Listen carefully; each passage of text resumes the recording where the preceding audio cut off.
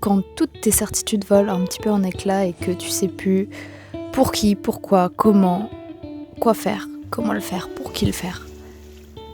Bah, tu te rattaches à ce qui compte et surtout, tu fais ce que tu sais peut-être mieux faire, c'est mettre des mots, essayer d'analyser ce qui se passe pour quand même en tirer quelque chose.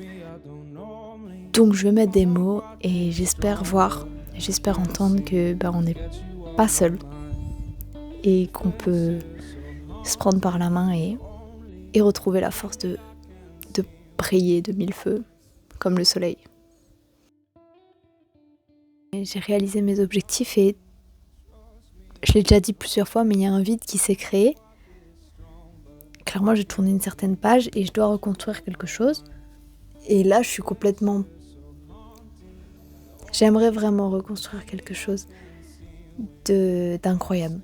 Je m'en sens pas capable parce qu'en fait, j'ai l'impression d'avoir tout donné. J'ai l'impression de ne plus pouvoir faire plus parce que j'ai tellement tout donné, tant physiquement que moralement, qu'artistiquement, que tout. J'ai tout donné et je comprends pas comment je peux faire plus, comment je peux faire mieux. Du coup, j'ai un vide. J'ai un vide artistique, j'ai un vide émotionnel presque, j'ai un vide de sens. Cet été, je me suis ressourcée autant que je me suis perdue.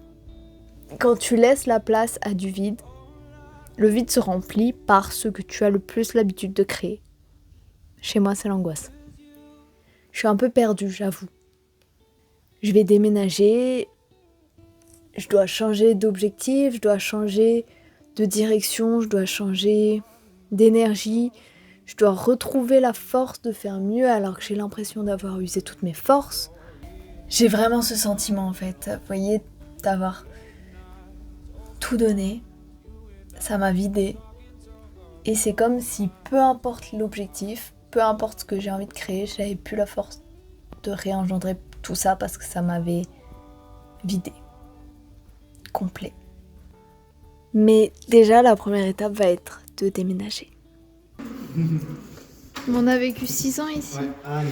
Allez, bisous. Et pas y aller plus. Bisous. Bisous, ok, moi je le vois dans 2 jours encore. Ouais. Mais t'as fermé ? Non, je te laisse fermer.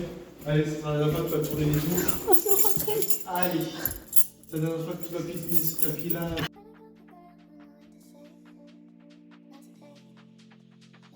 C'est la dernière fois que tu es sur l'escalier aussi. Les tableaux aussi pour le retour. Sans cette odeur. Il n'y aura plus. Comme tout changement, tu te sens un peu complètement déboussolé, tu te sens perdu, en tout cas pour ma part. Autant heureux, reconnaissant que perdu et apeuré. Mais t'essaies de te remplir de gratitude. Et j'essaie vraiment de le voir comme le début d'un nouvel épisode, le début d'un film. On repart sur toutes les bonnes bases, on repart à zéro. C'est reparti, quoi.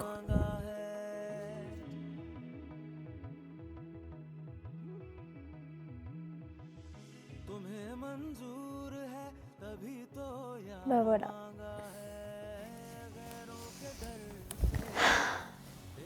J'ai pas vu passer les mois qui se sont écoulés.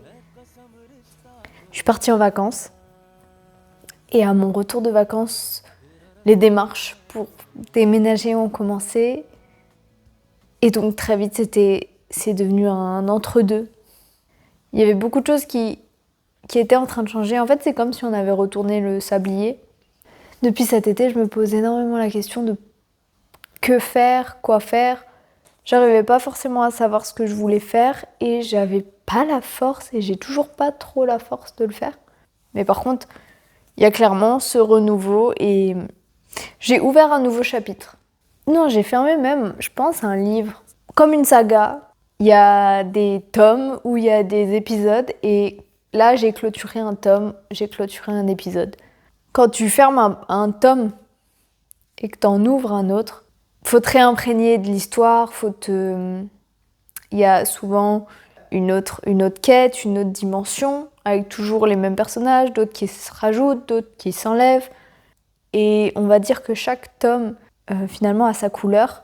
Et c'est un peu comme ça que je vois la vie, avec différents tomes, différents moments, différentes étapes importantes. Et là, j'ai vraiment fermé un tome et je dois en réouvrir un et commencer à écrire les premières pages. Et j'ai le syndrome de la page blanche. Non pas que j'écris rien, parce que le temps s'écoule, donc tous les jours quelque chose s'écrit, mais j'ai pas la direction artistique du tome. J'ai aucune idée de où on va et de comment on y va et de pourquoi on y va. Et c'est rare que je sois dans ce flou-là, qui je suis, comment je vais évoluer, jusqu'où je peux aller, qu'est-ce que j'en tire, qu'est-ce que j'apprends. Ce que je trouve incroyable dans les films, dans les livres, c'est qu'on prend quelque chose, qu'on se nourrit, et chaque personne qui regarde un même film ou chaque personne qui lit un même livre ne va pas retenir la même chose, ne va pas retenir la même phrase, ne va pas retenir la même leçon. Et j'ai compris surtout que quand ta vie elle est remplie de quelque chose et que d'un coup ça se vide, bah c'est très dur de re-remplir à nouveau. Et t'es lâché, tout redevient possible. Et quand tout redevient possible, tu te perds et tu sais plus ce que tu veux faire. C'est comme si t'arrivais à un palier et que tu dis « Ok, et maintenant ?» Là, je suis clairement dans ma quête de sens, en fait. Mais en fait, je pense qu'on est énormément, dans ce cas, à juste pas savoir ce qu'on veut faire de notre vie, si véritablement on est heureux, si véritablement on est sur le même chemin. Je pense qu'il y a très peu de personnes qui peuvent vraiment affirmer tout ça. Ça me fait écho à un concept qui me parle depuis longtemps. C'est l'ikigai et c'est le fait de réunir 4 sphères. Et si tu réunis ces 4 sphères, tu es censé être à l'équilibre dans ta vie. C'est ce pourquoi tu es payé ou tu veux être payé. Selon toi, ce dont le monde a besoin, ta passion et ce que tu sais faire. Et en remplissant ça, tu trouves ta quête et ton chemin. Et dans tout ce que je fais, je me rends compte que c'est transmettre qui est vraiment présent tout le temps. J'ai besoin de transmettre et j'ai besoin de laisser une trace. Je comprends peut-être pas le sens de pourquoi on est là, je comprends peut-être pas ce que je dois faire, mais tout ce que je sais, c'est que je veux laisser une trace. C'est ce qui m'amène à avoir cette frustration de me dire bah ça fait 3 mois, t'as pas fait de vidéo. Fais et peut-être que ça fera écho et voilà. Il faut trouver son chemin. Il faut réécrire le tome. Il faut faire beaucoup de choses. Et non, justement, tu n'as rien saisi. Tu n'as rien saisi. Il ne faut rien en fait. Juste arrête de penser qu'il faut faire ça, qu'il faut faire ça, qu'il faut faire ça. La vie n'est pas faite pour se donner... Enfin, bref, arrête de penser qu'il faut faire les choses et juste lâche prise, quoi. Je sais pas si je suis seule, je sais pas si d'autres se reconnaissent là-dedans, mais je vois le temps passer, je vois le temps filer. Cette envie de tout faire, mais en même temps, ne rien faire. Et il y a tout qui s'entrechoque et je me dis, bon, qu'est-ce qu'on fait avec tout ça ? Qu'est-ce que t'as envie de faire avec tout ça ? Et je sais pas. Peut-être que c'est juste ça, c'est dire que c'est normal de... Même quand tout est censé être disposé pour qu'on soit heureux, bah parfois on peut ne pas savoir quoi faire, comment le faire, pourquoi le faire, ne pas avoir la force de le faire. C'est ok. C'est ok. Et je pense que l'un de mes soucis, c'est que je souhaite toujours trouver une direction, justement, toujours trouver un chemin, toujours trouver un but, toujours trouver un objectif. Et en fait, peut-être que simplement, cette période de l'année et l'année qui suit, ou peut-être les 3 mois qui suivent, ou les 6 mois qui suivent, peu importe, peut-être que c'est simplement là pour me dire, juste, profite de l'instant. Je suis en train de me stresser, je suis en train de me monter la tête comme si c'était grave de ne pas savoir où je vais. Et en fait, c'est pas grave, je peux juste me lever avec pour objectif de passer une merveilleuse journée et vivre chaque journée au jour le jour. Et ça, j'en suis incapable pour l'instant. Et c'est en parlant là que je me rends compte. Donc, si je devais conclure, c'est que parfois, il y a des moments dans la vie où tu es face à un chapitre qui se clôt ou même un livre qui se clôt et un autre tome qui s'ouvre et que parfois, tu es perdu, tu sais pas vers où aller, comment y aller. Mais en fait, si tu sais pas, c'est peut-être juste que voilà, il faut laisser le temps au temps, ne pas se laisser affoler par le temps qui passe. Et dans ce cas-là, s'il passe, autant juste le rentrer dedans en fait. Rentrer dans ce temps-là pour le vivre. Parce que je pense que ce sentiment que le temps il nous traverse et qu'on ne le voit pas passer, c'est parce qu'on ne le vit pas pleinement. Et que je le vis pas pleinement.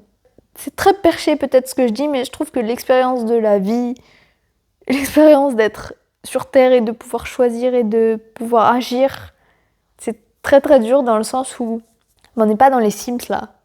Et je pense que même si on était dans les Sims, ce serait presque plus simple parce qu'il n'y a pas d'enjeu.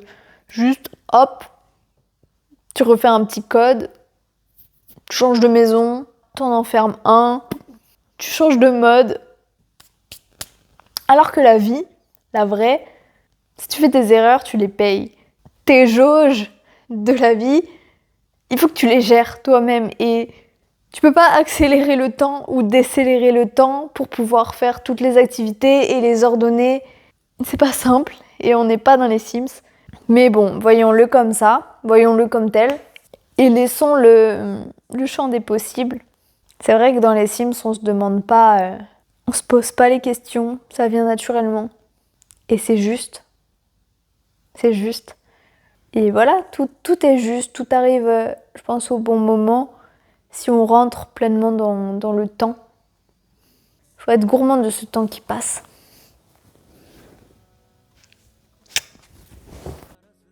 Je viens d'arrêter la vidéo et j'ai repris mon téléphone pour scroller. Et je suis tombée sur directement, 3e photo que je vois sur Insta, ça. Et je me dis, ok. Bah c'est ça en fait que tu as essayé d'expliquer en 20 minutes. Donc finissons là-dessus et kiffons le processus quoi.